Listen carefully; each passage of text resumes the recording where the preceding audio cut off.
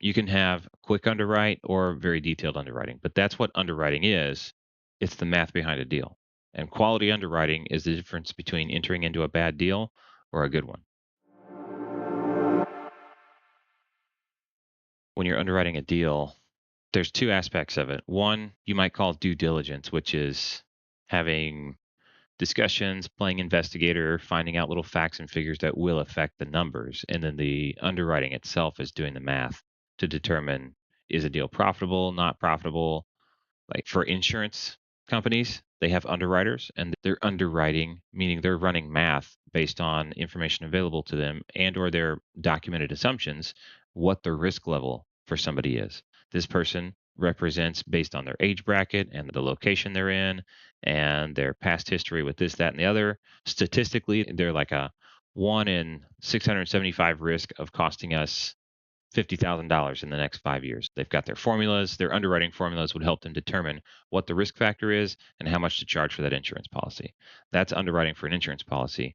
For us in real estate, underwriting is going to say how much is it going to cost to get me into the deal? How much does it cost to continue to operate the deal? And how much can I bring in? What's my profit margin? What's my return on investment? It's just running all the math behind the deal. If you have good underwriting, that means you have done a lot of good due diligence looking into what numbers are going to be affected. You've got really good basis for the numbers that you're bringing into play. Like we just discussed a minute ago, taxes. Good underwriting will factor in, hey, I think property taxes are going to change. Let me just go check what the county says property tax rate is going to be. Good underwriting and actually good due diligence is, hey, this property is in Texas and there's a disabled veteran who owns it right now. That means I can't take the PITI and assume that when I turn it into a rental, that's not going to change significantly. Disabled veterans, if you don't know, in Texas pay practically nothing in taxes, maybe actually nothing. Sorry, I'm trying to give an approximate answer here because I don't want to get pinned down if legislation changes. So if I'm coming into a property that has a disabled veteran as the owner, I know that I need to go look up new property tax rates. Otherwise, if they're nothing special and the homestead exemption is not significant, then I can take that PITI as just a really rough number and be like, pretty close for a rough underwrite. Is this going to cash flow or not? Yes or no? But then I can go to the county website, look up their tax rate tables, find out which type of owner I am and what my tax rates are going to be.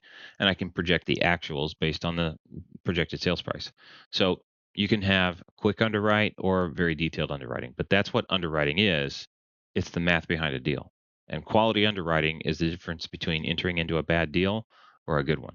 Plenty of people take somebody else's underwriting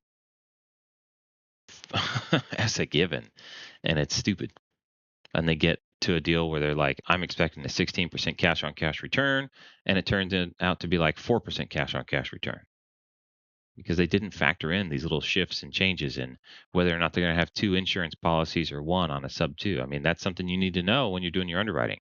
How profitable is this deal going to be? Is it really worth it? Or should I just be a private money lender and let some other crazy person pay me because they didn't underwrite a deal very well?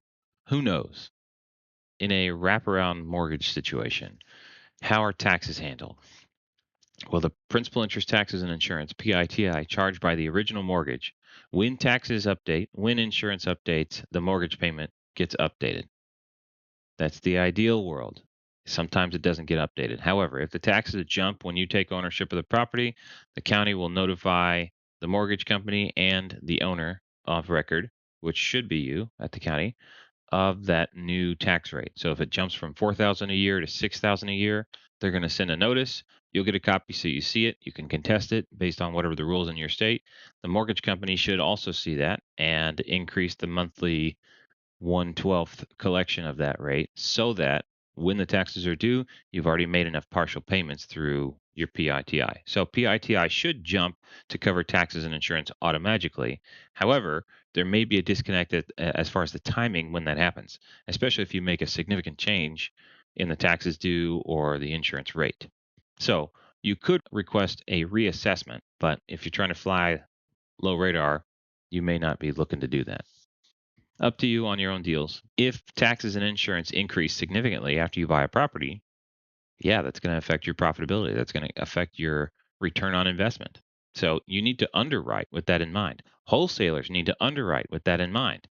I was just talking to somebody about California where the property taxes can't go up beyond a certain amount for a long time. So people who have had a property for 15 or 20 years are disincentivized to sell because when that property changes hands, the taxes can go from $4,000 a year to $24,000 a year, for example, because it's just flipping expensive. So if you're not underwriting for something like that, what's the current rate based on the sale value or the new value of the house? You're not doing a good job underwriting. You're doing a disservice to yourself and to your buyers. And if you think it's going to cash flow, you better be careful. That can be devastating. Sorry if your wholesaler didn't underwrite your increase in taxes. You should have. You, as the buyer beware. You need to do good underwriting. Just because somebody advertises it with an entry fee of $14,000, you already know that's wrong. Just because they advertise a 16% cash on cash return, you already know that's wrong. It's optimistic. But when you really factor in the true increase in taxes, boy, that can put you upside down. That can mean negative cash flow. You need to very carefully underwrite your own deals to accommodate for that because it is nobody else's problem. Once you take ownership of that property, the county's like, oh, it changed hands, new tax rate, here we go, send the bill, collect the money. If they don't collect, I'm just going to sell it on tax sale. And that's your problem, no one else's.